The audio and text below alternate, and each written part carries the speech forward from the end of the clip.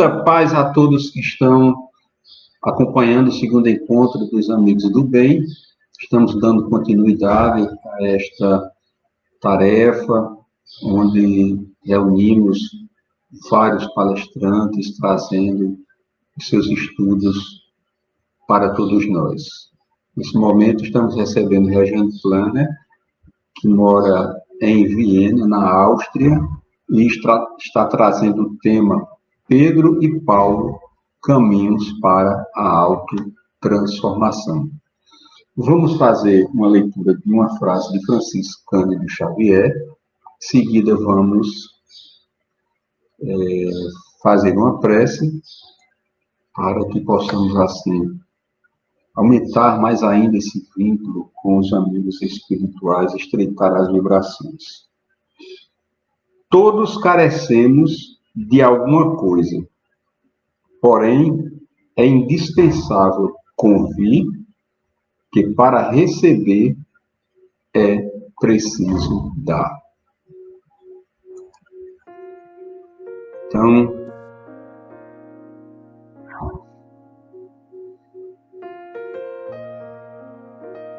nesse momento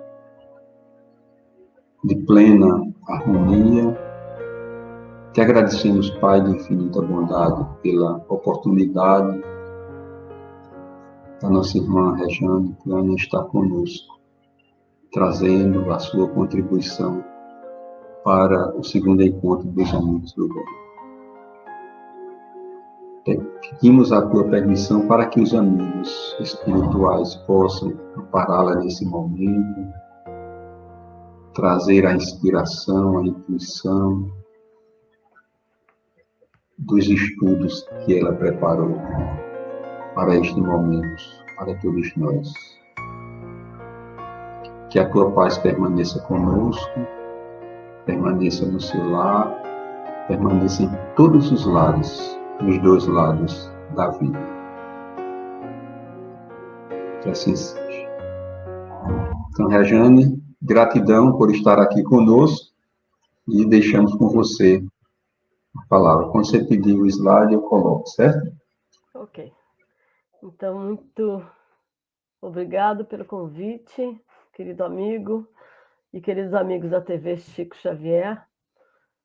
Principalmente nesses tempos antes do Carnaval, é bom que a gente pare para fazer reflexões sobre a vida, sobre nós mesmos.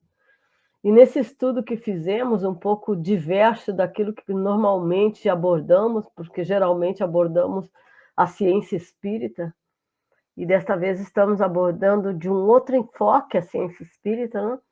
Abordando a transformação de dois grandes espíritos que viveram na época de Jesus, Pedro e Paulo, e tentando analisar os seus feitos, as suas reações na vida durante esses momentos há mais de 2.000 anos atrás, para que ficasse para nós um pouco de lições para a nossa própria vida, né?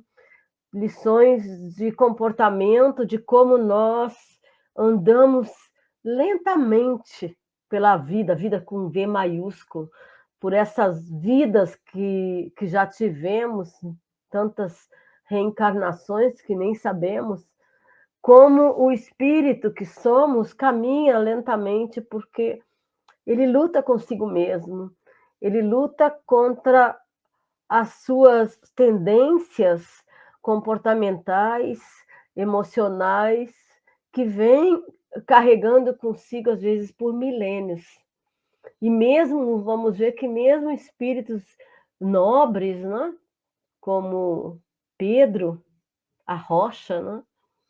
Você pode começar a colocar, Ivan, por favor, os slides, ou eu posso passar daqui também, se for o caso. Então, Pedro, que é considerado como a rocha, né? E Paulo, aquele que teve uma transformação quase quântica, digamos assim, são dois bons exemplos para nós. E eu digo porque antes do Carnaval, mas também pela conjuntura que vivemos na nossa sociedade atual, esse tipo de análise se torna importante. uma análise comportamental, uma análise emocional, uma análise mais psicológica, dentro da medida do que podemos fazer e que nos traga lições, né? Nós estamos vivendo desde a pandemia e nessa segunda década do novo milênio muitos desafios, né? Começamos com uma pandemia que nos prendeu em casa, seguida de uma guerra entre a Rússia e a Ucrânia aqui na Europa, que depois de mais de 50 anos de relativa paz, que nos perturba o ambiente espiritual também, todos nós humanos, encarnados ou desencarnados, e também os outros animais e toda a vida na Terra. E recentemente ainda temos um segundo conflito entre Israel e a Palestina, um conflito que parece estar se resolvendo, mas ainda existe muito conflito emocional dos dois lados em toda essa extensão, em toda essa região da Terra, com outros conflitos regionais por todo o mundo. Então, estamos vivendo mesmo momentos de muita polarização, de extremismos, que às vezes chegam até dentro das famílias.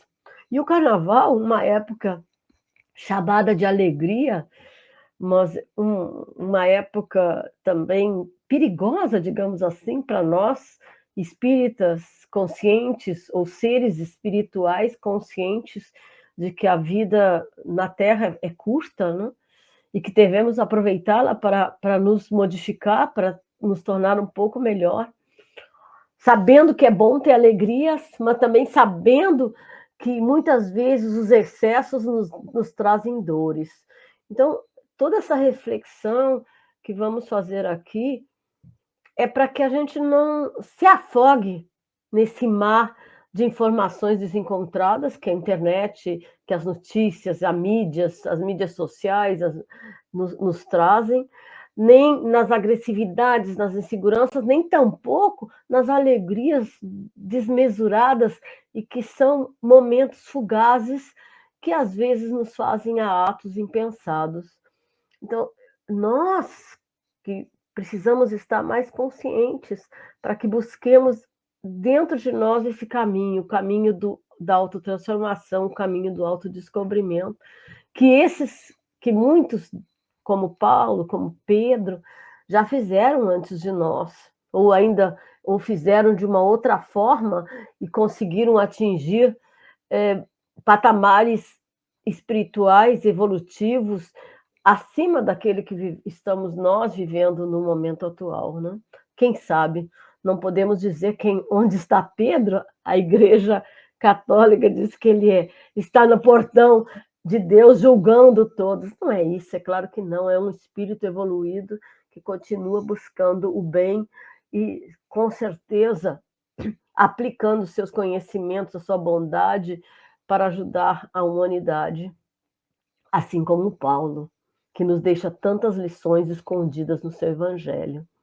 Então, refletindo sobre esse momento atual, e lendo principalmente a benfeitora e literata espiritual e não espiritual, que uma encarnada ela já era, Amélia Rodrigues, que trouxe pela psicografia de Valdo Franco, livros belíssimos com imagens que quase nos fazem entrar dentro daquela atmosfera que Jesus vivia, assim como também Emmanuel nos trouxe através do abnegado Chico Xavier, imagens de Paulo Estevão, daquela vida em que viviam esses seres na Galileia, na Judéia, junto a Jesus, ou se encontrando por acaso, entre aspas, né?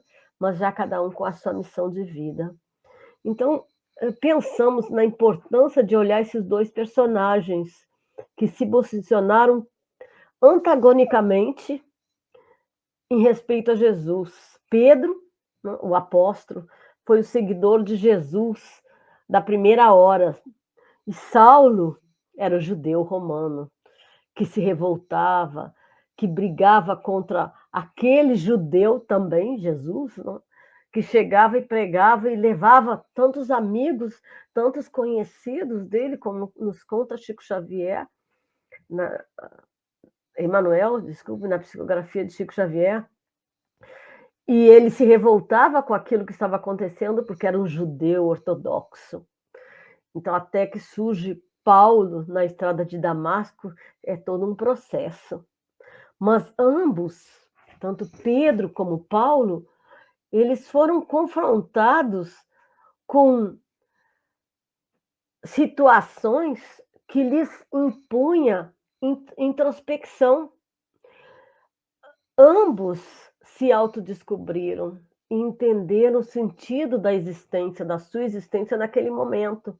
E isso lhes deu a possibilidade de se ofertarem, de se entregarem totalmente a Jesus, às palavras, os ensinamentos de Jesus e ao ideal que lhes mudou a vida, como também muda hoje a vida de muitos de nós. Então, por isso nós chamamos as duas jornadas missionárias, né, de autotransformação interior desses dois seres. A rocha humana, Pedro, que funda a igreja, estabelece a igreja de Jesus, como entenderam os que lhe seguiram, mas que não era, na realidade, a igreja de Jesus, porque Jesus jamais pediu que alguém construísse templos, ele mesmo dizia, o meu templo é a natureza, Deus está em tudo. E Paulo, o apóstolo dos gentios, que vai buscar entender profundamente a palavra de Jesus e levá-la a toda a humanidade. Cada um com o seu papel, cada um com a sua missão, mas ambos dentro do mesmo ideal. E aí já é uma lição importantíssima para nós, que vivemos num mundo onde as pessoas de diferentes religiões buscam serem radicais naquela religião que seguem e desprezam as outras.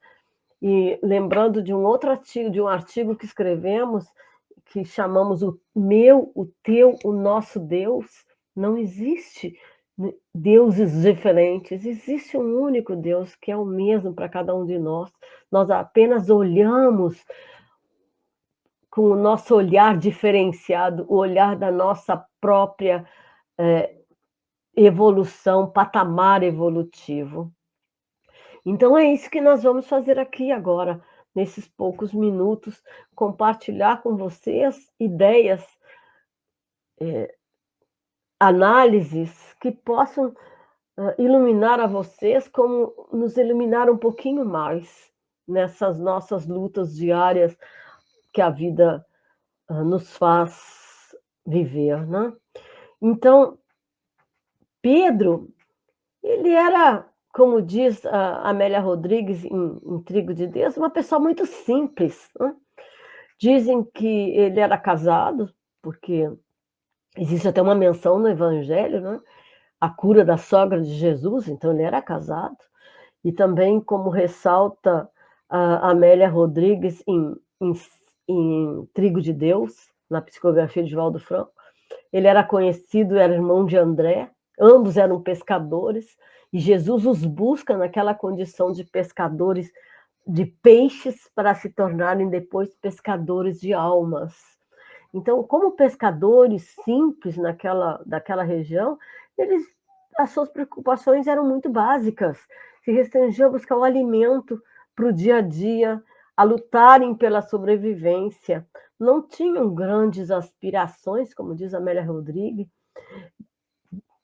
pescavam, vendiam e viviam ali naquela comunidade buscando estar em harmonia consigo mesmo, lutando às vezes, esbravejando, como era normal daqueles seres daquela época. Mas, com certeza, eram seres espirituais já preparados para aquela missão. Acreditamos que Pedro, na sua simplicidade, um espírito em evolução, com certeza, mas já preparado para estar junto a Jesus. Mas quando encarnamos, esquecemos. Essa falta da memória, né? Da memória das outras vidas, da memória de quem nós realmente somos, nos faz, às vezes, mergulhar na matéria e esquecer os verdadeiros ideais da vida. E Pedro às vezes se esquece, mas ele lembra depois. Então, como diz Amélia Rodrigues, as suas preocupações restringiam necessidades básicas da vida. Era um homem rude, né? Ignorante, talvez, simples. Talvez, ignorante, eu acho que é uma palavra forte. Amélia Rodrigues diz que eles eram rudes e simples, não eram, todavia, espíritos ignorantes. Eram espíritos preparados, eram rudes, mas era inteligente. Pedro era inquisitivo, ele conseguia analisar as palavras de Jesus e delas retirar sua essência. Então, era um espírito missionário que podia acompanhar Jesus. Por isso, quando Jesus chega para eles, como diz Amélia Rodrigues, numa formosa manhã, enquanto que Pedro ali consertava talvez as redes, né, para lançar ao mar e pescar, ele ouve uma voz, aquela voz doce de Jesus, certamente muito doce, uma voz meiga, cheia de ternura, mas muito firme, e lhe diz: segui-me, e eu vos farei pescadores de homem. Ele não hesita, ele segue, ele vai adiante, ele larga, deixa a esposa fica sofrida, talvez sente falta, mas ele lhe segue. Eram homens que estavam, como eu disse, ao mergulhar na carne, sujeitos às suas próprias sombras, né?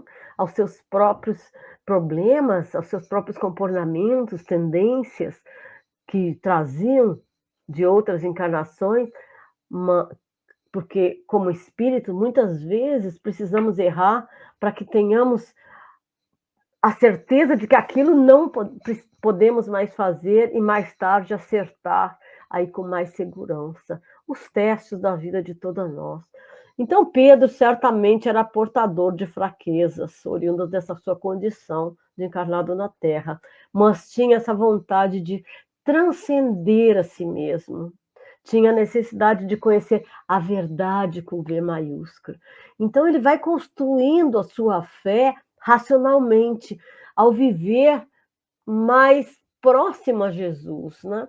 Com intimidade, porque muitas vezes, contam os evangelhos, Jesus pernoitava na sua casa. Então, ele tinha oportunidades de conviver com Jesus muito estreitamente, numa intimidade que talvez outros não tivessem. E com isso ele não tinha vergonha, não se sentia mal, ele não tinha barreiras formais para inquirir, para perguntar a Jesus, para buscar os conhecimentos dos fenômenos que ele estava presenciando no dia a dia, acompanhando Jesus. E aí ele vai entendendo quem é o Mestre, quem é Jesus. Porque ele precisava entender quem é Jesus para que ele pudesse fazer o que nós estamos procurando ainda hoje fazer: unir o sentimento e a razão, fazer essa ponte entre a emoção e a razão, para que dessa ponte nasça a sabedoria. Então, como diz uma conhecida nossa, amiga, digamos assim, já esteve aqui em Viena, provavelmente vocês conhecem, Denise Lino. Ela escreve um livro belíssimo sobre Pedro, e ela diz que Pedro precisa das evidências objetivas da superioridade de Jesus para poder acompanhá-lo. Então, essas evidências objetivas, como ressalta Denise Lino no livro Humano, Demasiado Humano, a transformação moral de Pedro, vão se mostrando quando Jesus chega até os apóstolos e caminha sobre as águas, e Pedro tenta imitá-lo e não consegue, mas ele tenta, porque ele quer seguir Jesus em todas as formas, e ele era um médium de efeitos físicos notável. Então Pedro diz: homens de pouca fé. Ele está criando a sua fé, ele está criando a sua coragem, ele está aprendendo a usar a sua mediunidade em prol do bem de si e dos outros. Então, Pedro precisa, como Tomás também precisava ver para crer. E Jesus é sabedor dessa condição de Pedro, da sua condição espiritual, porque Jesus conhecia cada um deles já antes de chegar. Então, Jesus apresenta a Pedro várias oportunidades. Uma dessas oportunidades é a cura da sogra de Pedro, né? Uma cura milagrosa. Assim como a pesca dos peixes também era uma cura, uma pesca milagrosa. Mas todos esses eventos, essa fenomenologia física de Jesus, que era o médium de Deus, né? Aquele sabedor das condições da Terra, que sabia manipular as condições físicas e usando o seu poder espiritual, os apóstolos não tinham ainda essa condição. Então, Jesus lhes mostrava para que aprendessem que um dia poderiam fazer como eles, se eles tivessem fé. E consideramos um exemplo belíssimo dessa fé e, ao mesmo tempo, do poder espiritual de Jesus, a cura da mulher hemorroíça. Aquela que menstruava sem parar, que perdia sangue sem parar, e segundo os judeus, então, era uma mulher impura, não?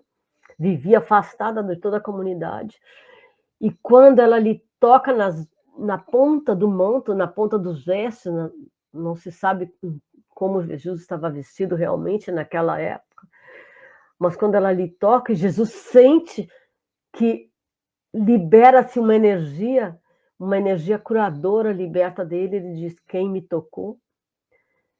Mulher, a tua fé te curou. Então, Jesus percebe o intercâmbio vibratório, não? Entre ele e essa pobre mulher, e a sua energia lhe cura. Será que um outro companheiro encarnado daquela época seria capaz de fazer uma cura dessas? Ainda não estavam prontos. Mas mais adiante, depois da crucificação, quando estavam sós, tiveram então que aprender, que deixar liberar essa energia, as energias como médiuns que eram, e praticar as curas, amar os seus semelhantes, praticar a caridade.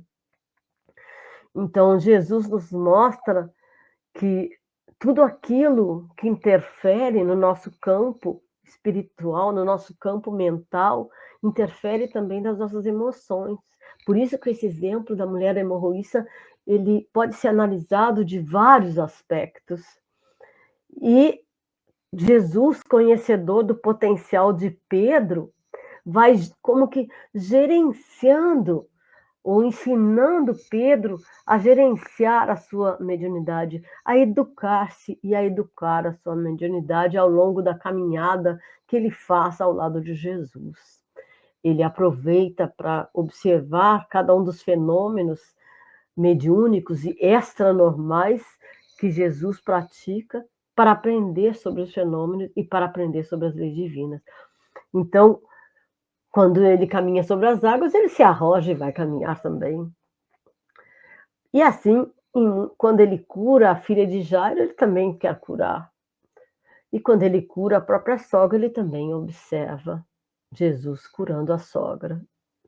E naquele momento, mais tarde, quando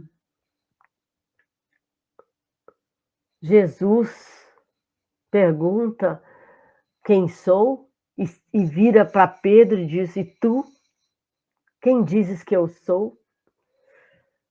Pedro, isso está contado em A Flores no Caminho, também psicografia de Divaldo Franco, pelo espírito de Amélia Rodrigues. E também está contado em Lucas 9, acho que versículo 18, e Mateus 16, versículo 13 a 20. ele diz, e tu, Jesus pergunta, e tu, quem dizes que eu sou?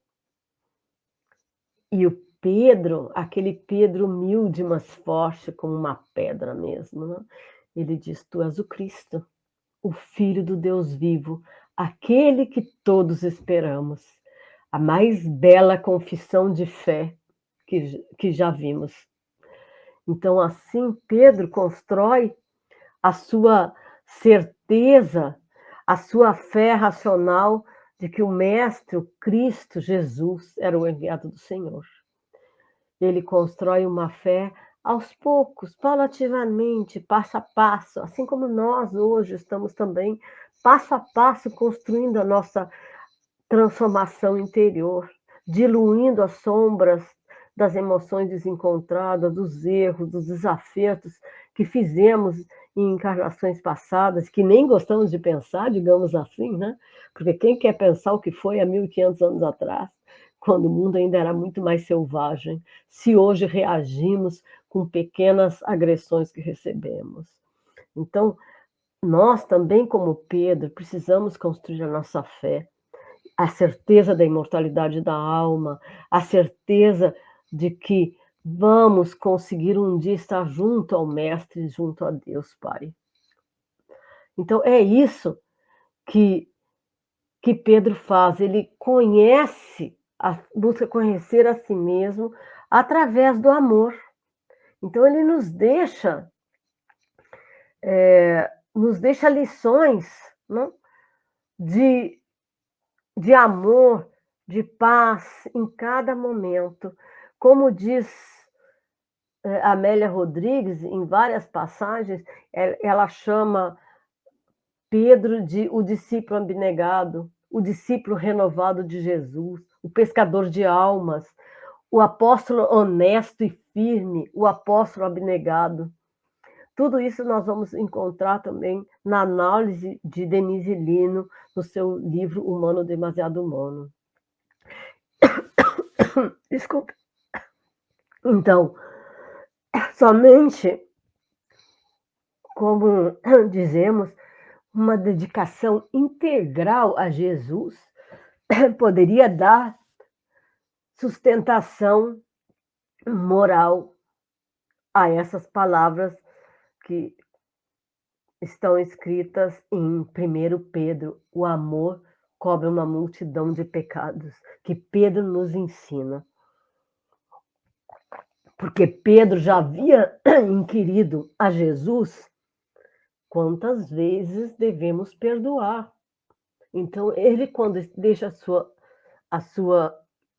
o seu evangelho, em 1 Pedro, ele já é um evangelho vivido por ele, vivido junto a Jesus. É um evangelho que nasce da sabedoria, da fé, do amor que ele aprendeu a usar em prol daqueles que necessitavam e estavam ao seu lado.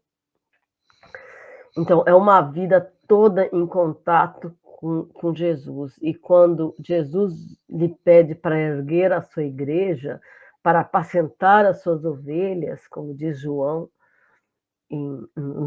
o apóstolo, ele se transforma. Ele precisou se transformar, precisou mudar a sua maneira de pensar. Ele deixou de ser rude, continuou simples, mas deixou de ser rude para se tornar amoroso. Então, é essa a lição de Pedro, a lição de que é possível nós fazermos a autotransformação. Cada um vai fazer do seu próprio jeito. É individual esse caminho de autodescobrimento. Ele é peculiar a cada um de nós, mas ele é possível. E aí nós vamos passar para um segundo exemplo, que é Paulo, o Saulo, né, daquela época, que vem nos deixar na carta aos Romanos, a confissão da sua necessidade de transformação e de que como ele se reconhecia ainda necessitado de olhar para dentro de si mesmo, quando ele diz, porque não faço o bem que quero, mas o mal que não quero, esse eu faço. Quantas vezes nós e eu não quero ser pregadora aqui, porque quem sou eu para fazer isso? Mas tudo isso vem das análises que nós fazemos no dia a dia, lendo o Evangelho, buscando na doutrina espírita o, o lenitivo para as nossas pequenas dores do dia a dia, para enfrentarmos a situação que a sociedade atual nos coloca, seja na profissão, na escola, na vida do dia a dia, dentro de um ônibus, dentro do metrô, dirigindo um carro. Sempre vão haver situações em que nós, às vezes, queremos reagir e reagir com agressividade, mas precisamos nos controlar para não fazer mal ao outro. Então, é isso que Paulo nos busca ensinar. E Paulo é uma jornada que eu chamo de quântica, mas também é a jornada de muitos de nós. Muitas vezes nós damos aquele clique, pum, entendi, eureka, e aí nós nos reconhecemos nus, como aquela história árabe, né? A história do rei Nu, que estava nu, mas ele mesmo não sabia, e todos os outros mentiam para que ele não soubesse. Então, Paulo tem todas as boas intenções de que todos nós também temos. Ele havia recebido uma boa educação, ele era intelectualmente superior a muitos dos seus confrades, seus amigos da época. Ele era bem situado na época, era um romano, judeu, mas era um romano, considerado romano. Então, ele tinha a finesse, né, da educação social, mas ele também era rude interiormente. Mas era uma rudeza diferente da de Pedro, porque a rudeza de Paulo era mascarada pelo orgulho, pela altivez de se considerar um membro superior daquela sociedade em que ele vivia, como muitos ainda hoje se consideram, porque tem mais dinheiro, porque tem mais poder, seja social, político ou econômico. Então se consideram superiores, mas quando olhamos realmente para o lado, vemos que estamos, às vezes, muito abaixo, né? Era um romano, Paulo, nascido nessa cidade de Tarso, que era uma cidade cosmopolita da época, uma cidade grega, e em cujas escolas, as escolas, dizem, da cidade de Tarso, eram equivalentes ou até superavam as escolas de Atenas e Alessandria, dois grandes centros educacionais daquela época, né? Então, Saulo, apesar de romano, ele era profundamente judeu. Quase que, podemos dizer, era um judeu ortodoxo, extremista, né?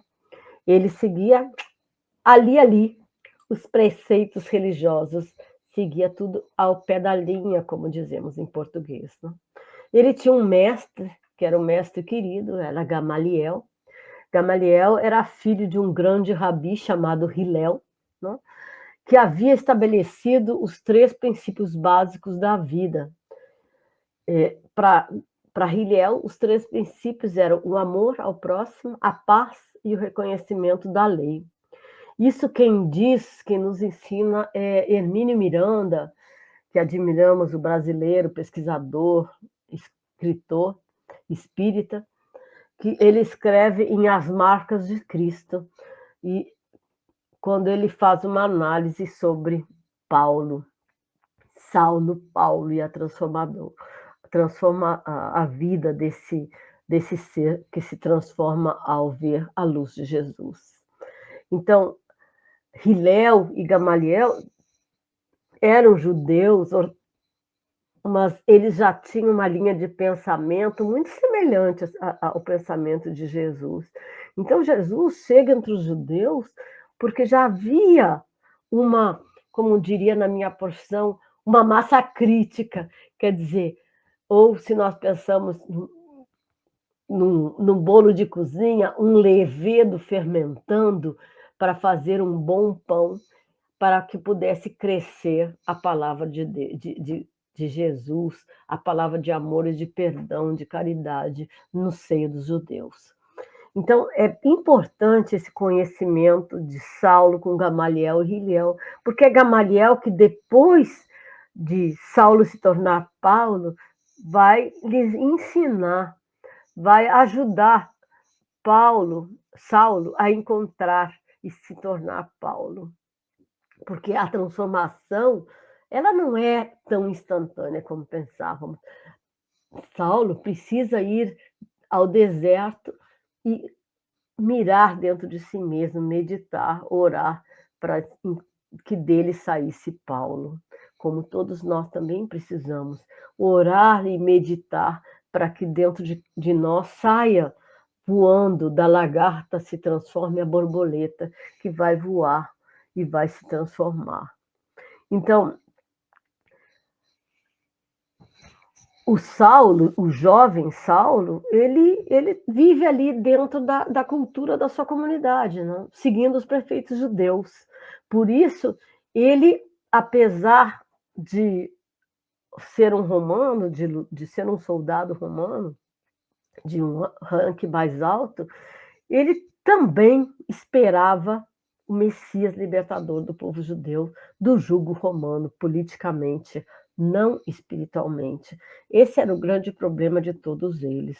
Eles não esperavam um Jesus, um Cristo espiritual, mas eles esperavam um Jesus homem, um político, um libertador do jugo dos romanos, um sonho, né?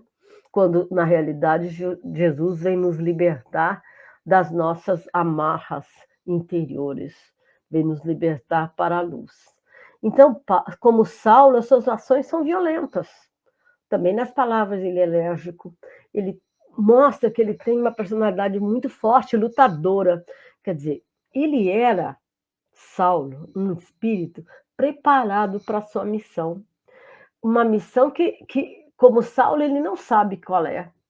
Por isso, ele age na sociedade conforme o seu caráter, mostrando a sua força. Mas mostrando e agindo com aquilo que ele acha que é correto dentro dos dogmas e rituais da sua religião, como o fiel judeu que ele era. E aí a gente vê como eles são parecidos, né? Pedro e Saulo. Ambos eram rudes. Um faltava educação formal, no outro era a rudeza do orgulho. Mas ambos procuravam o quê? A verdade com V maiúsculo. Procuravam algo que eles não sabiam ainda, mas que eles encontram quando descobrem Jesus, quando veem Jesus. Saulo tem um caminho mais longo que Pedro, porque ele não encontra Jesus pessoalmente, né? A vida não lhe permite esse encontro. Então, quando ele, na estrada para Damasco, na estrada, quando ele vê a luz de Jesus, era uma luz tão forte que lhe cega.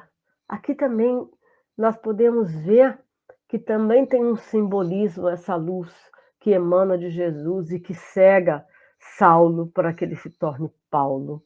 Lhe cega porque ele não enxerga mais o mundo objetivo, ele não enxerga mais o mundo como ele é, nessa realidade tangível, mas essa luz abre os olhos de Saulo para o mundo real. A sua cegueira, então, simbolicamente, poderia ser interpretada como um mergulho na noite escura da alma, a escuridão que antecede a gnose, que antecede o conhecimento de si mesmo. Então, naquele momento, Saulo se transforma em Paulo, o meu salto quântico, né? Você sabe que eu sou engenheira nuclear, então, por isso que eu gosto da ciência espírita. Nós falamos aqui do coração. E no coração também há. Espiritualmente também fazemos saltos quânticos, porque tudo é uma energia que ainda desconhecemos. Então, nesse salto quântico autotransformativo, ele entende quem é Jesus. E aí ele pergunta: Senhor, o que queres que eu faça? Quantas vezes nós, do nosso cantinho, quietinhos, perguntamos a Jesus: Senhor, o que eu devo fazer agora? Senhor, o que queres que eu faça para que eu possa seguir-te e ser feliz? Para que eu deixe de sofrer? Para que eu não caia naqueles embustes da vida da terra, dos prazeres que são 10 minutos, 15 minutos, 1 hora, um dia, 24 horas, 48 horas, mas que depois trazem 10 anos de sofrimento, ou 20 anos, ou quem sabe muito mais. Então, nessa pergunta, Saulo se transforma no servo de Jesus, porque surge do seu inconsciente profundo a memória muito sutil ainda de que ele tem um caminho a seguir. E a pergunta que ele faz a Jesus, ao Senhor, era para que ele tivesse certeza de que aquele momento estava chegado, para que ele tivesse a certeza de que ele também deveria agora mudar-se para poder seguir adiante e levar a boa nova a todos a quem ele encontrasse. Paulo, é claro, é também médium, como Pedro, né? É uma mediunidade que vai se transformando, que também o auxilia na autotransformação, porque a mediunidade também é isso, ela é uma ferramenta de autotransformação, quando ela é bem direcionada, quando nós conseguimos ouvir o chamado com os olhos da alma e não com os olhos fixos no mundo, porque o mundo, ele sempre chama para o poder, para o orgulho, ele nos leva a sermos altivos, ele traz as nossas inseguranças e porque somos inseguros, nos tornamos soberbos. Ele traz as nossas inseguranças, trazem a raiva, traz o ciúme, traz a inveja, trazem várias emoções desencontradas que acompanham nós, almas que ainda vivemos nesse mundo, e muitos de nós ainda apenas para o mundo. Nós, como espíritas, como diz lá no Evangelho, o verdadeiro espírita é aquele que procura ser hoje melhor do que ontem, para que amanhã possa ser melhor do que hoje. Então, somos seres buscando a autotransformação. Não precisamos ficar perdidos nos remorsos, no pecado, aquele que vem com o julgamento. Não, nós precisamos entender nossos erros e assumirmos a responsabilidade por eles. Esse é o caminho da autotransformação. Então, a autotransformação de Saulo Paulo é um mergulho no âmago de si mesmo. E naquela luz, ele vê o amor.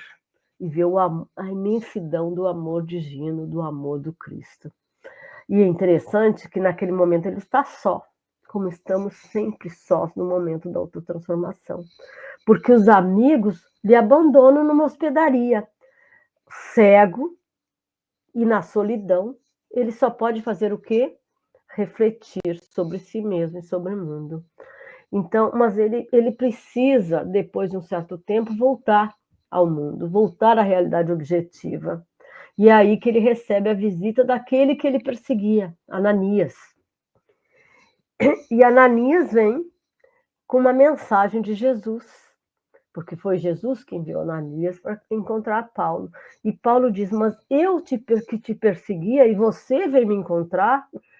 Então Ananias conversa com Paulo e Paulo busca entender e aprender com aquele homem idoso, simples, que tinha um olhar também profundo e amoroso, quase como Jesus, que olhava para Saulo com um olhar carinhoso e lhe penetrava a alma. E Jesus ensina dessa forma, a que olhemos no fundo da nossa alma e olhemos para aqueles que estão conosco também como alguém que está vivendo com dificuldades nesse mundo, olhando para a sua alma. E nesse momento a gente vê que Paulo é tão semelhante a nós, né? Nos atemos ao conhecimento de Jesus, muitas vezes aos seus milagres, aos seus feitos, mas poucas vezes nos dedicamos a compreender o seu ministério de amor. E é isso que nós precisamos. Como disse um outro grande homem, já na nossa era, né, Gandhi, ele dizia: eu não entendo os cristãos, mas eu entendo Jesus quando eu leio o Sermão do Monte, as Bem-aventuranças, porque ali ele encontrava Jesus, mas não encontrava naqueles que diziam serem os cristãos, os seguidores de Cristo. Então, Paulo, ele está ansioso. Quando ele descobre o que ele poderia ser, o que ele era, o que ele acredita, ele quer gritar aos quatro ventos quem é Jesus. Mas os tempos pedem já prudência, porque ele mesmo havia perseguido os seguidores de Jesus, né? Então, o missionário e nós, seja no processo de autotransformação ou nas nossas missões diárias, nós precisamos refletir. As nossas ações não podem ser imediatistas, porque seriam então danosas. É preciso interiorizar, é preciso compreender em profundidade. E para isso, Paulo busca quem? O mestre Gamaliel. E vive por uns tempos no deserto. Veja que Jesus também foi para o deserto meditar. E Saulo também vai. Os sábios, muitos sábios, vivem no oásis da sua alma iluminada, como dizemos, né? Mas sofrem a aridez da sociedade onde vivem. Então, se antes ele era criticado por Gamaliel, por ter se tornado simpático a Jesus, conforme nos conta Emmanuel, agora ele compreende e busca educar-se nessa fé redentora. Então, Paulo sente-se mais preparado para a missão de levar o evangelho em suas viagens pelo mundo. E aí, ele já passamos, desculpa, eu esqueci, ele empreende várias viagens, né? Várias viagens, conforme conta os evangelhos, vai lutando contra vários desafios, né? Precisando meditar para entender e buscar com sabedoria o que fazer em várias situações, da mesma forma que a mentora espiritual Joana de Anjos nos ensina, né? A distinguir o que podemos fazer daquilo que podemos, mas não devemos, ou aquilo que queremos, mas ainda não estamos prontos para fazer. Então, para tudo isso, é necessário meditar, é necessário recolher-se para identificar quem se é. Tudo isso também é parte do exercício de viver como médium que somos todos, de viver na Terra com mais consciência, de sermos seguidores do Cristo.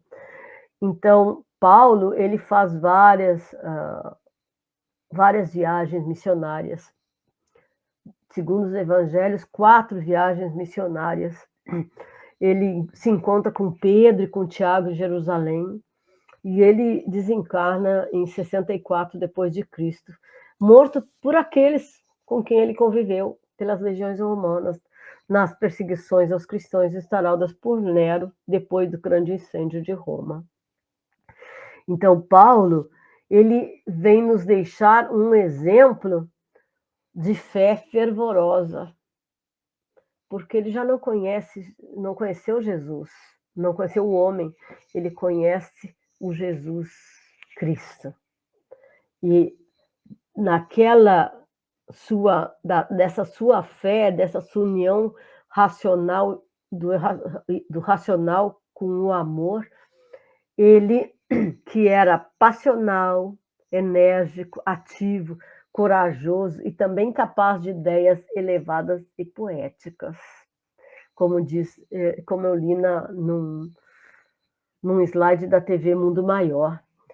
É uma característica fundamental, né, de Paulo, essa consonância entre um ser forte, espiritualmente, emocionalmente forte, mas também amoroso, a ponto de ser poético, de nos deixar aquela belíssima mensagem de amor que nos traz a, a carta aos Coríntios, e também, como estou mostrando aqui em Gálatas, quando ele diz: já não sou mais eu quem vive, mas o Cristo é que vive em mim. Já não sou mais eu quem falo e quem age, mas o Cristo é que age em mim. A poesia daquele que se sabe agora transformado e com a missão de transformar outras almas que lhe seguem e que servem o Cristo.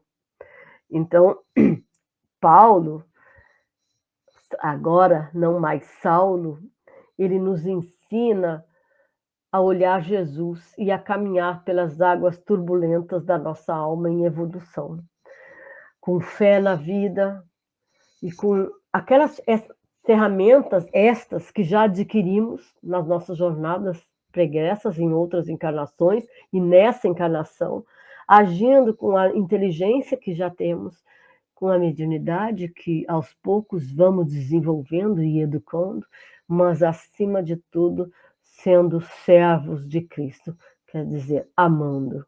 E para isso nós também precisamos aprender a amar. E amar não é uma coisa fácil. Amar significa dedicar-se. Amar significa educar-se.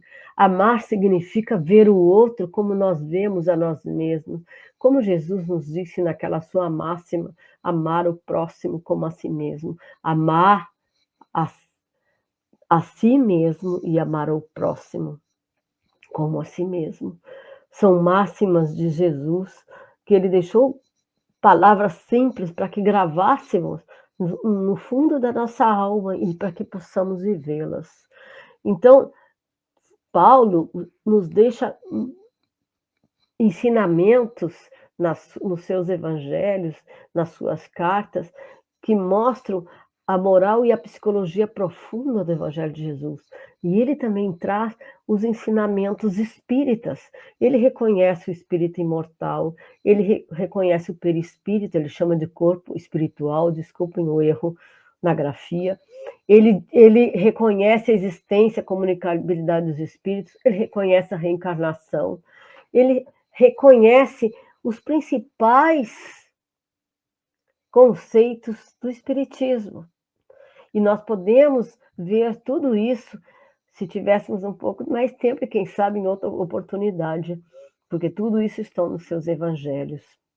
E os livros que recomendamos para vocês como leitura, e também deixamos um artigo nosso escrito na revista Presença Espírita, publicada pela editora Leal, na Mansão do Caminho, em 2022, naquela época de pandemia, ainda sobre a pandemia, influência da pandemia, no início de uma guerra, fizemos essa análise do Pedro e Paulo, inspirados no livro da Denise Lima, inspirados no grande escritor, o escriba, como ele próprio se considerava, o escriba Hermínio Miranda, inspirado em Amélia Rodrigues, a benfeitora espiritual, e também na nossa mentora, Joana de Ângeles, e em outros espíritos, como Emmanuel, o nobre Emmanuel. Então, deixamos para vocês palavras simples que vêm do coração, para que nesses dias que seguem possamos brincar, possamos nos alegrar, mas possamos também nos comedir. Lembrar que somos antes espíritos em jornada, numa jornada de compromissos conosco mesmo e com aqueles que convivemos, que saibamos honrá-las na vida de hoje, como talvez não tenhamos sabido honrar em outras vidas. Que Jesus, o Mestre Divino, esteja com todos nós nesses dias de lutas, de desafios, de alegrias, desamores, alguns desamores, mas que possamos sempre manter na alma o amor mais belo, o amor a Jesus, e amando Jesus, possamos amar aqueles que estão conosco. Obrigada. Um abraço a todos.